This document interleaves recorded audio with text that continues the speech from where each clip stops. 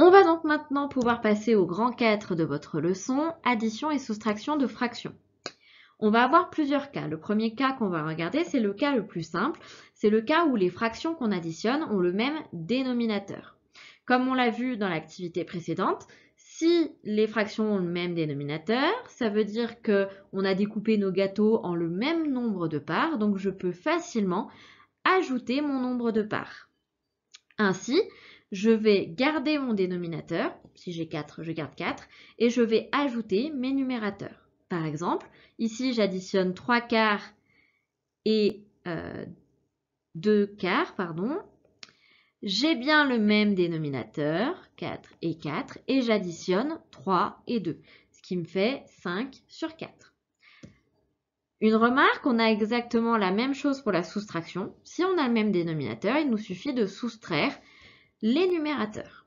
Ici, j'ai 12 et 12 comme dénominateur, donc je peux facilement soustraire 3 à 7. Donc je fais 7 moins 3, ce qui me donne 4 sur 12. Là, c'était le cas facile. On regarde dans le cas où on a un dénominateur différent. Le cas un petit peu plus compliqué, c'est le cas où les dénominateurs ne sont pas égaux. Et la règle, ça va être celle-là. Pour additionner ou soustraire des fractions n'ayant pas le même dénominateur, on doit d'abord les mettre sur le même dénominateur. Si vous n'avez qu'une règle à retenir, c'est celle-là. Pour additionner deux fractions, je les mets sur les mêmes dénominateurs. Je m'explique un petit peu avec un exemple. Mon exemple, ça va être celui-là, 1 demi plus 5 huitièmes. Mon but, ça va être de mettre ces deux fractions sur le même dénominateur. Donc, de trouver par quoi multiplier 2 pour obtenir 8, par exemple. Pour cela, je vais vous donner une méthode qui marche partout, tout le temps.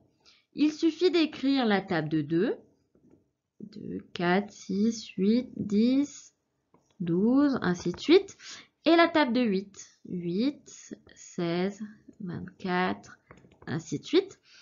Et dans ces deux tables, je vais essayer de trouver ce qui est en commun. Ici, je vois par exemple que 8, il est en commun à mes deux tables. Donc 8, ça va être le dénominateur commun à mes deux fractions. Je vais donc mettre 1 demi sur 8 et 5 huitièmes sur 8. Pour 5 huitièmes, c'est facile, c'est déjà sur 8. Par contre, pour 1 demi, il va falloir que je trouve par quoi multiplier 2 pour avoir 8. Il suffit de multiplier 2 par 4 pour avoir 8, donc je vais multiplier 1 demi par 4 en haut et en bas. Ça, j'ai le droit de le faire, on l'a vu dans les chapitres précédents. J'ai le droit de multiplier une fraction en haut et en bas par la même chose, ça me donne la même fraction. Je fais ensuite ce calcul, ce qui me donne 4 huitièmes plus 5 huitièmes. J'ai ici deux fractions qui sont sur le même dénominateur, j'ai donc le droit d'additionner leur numérateur. J'ai le droit de faire 4 plus 5 sur 8, ce qui me donne 9 sur 8. Allez, on regarde un autre cas, un cas où c'est un petit peu plus compliqué. Ici, je cherche un dénominateur commun à 4 et à 3. Je vais donc écrire la table de 4, 4, 8, 12, 16, ainsi de suite. Et la table de 3, 3, 6, 9, 12, 15, ainsi de suite. En soi, je peux m'arrêter dès que je trouve un dénominateur commun. Par exemple, ici, le dénominateur commun que j'ai trouvé, c'est 12.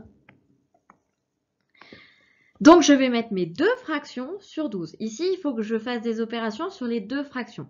5 quarts, je vais donc la multiplier par 3 pour avoir 12 en bas.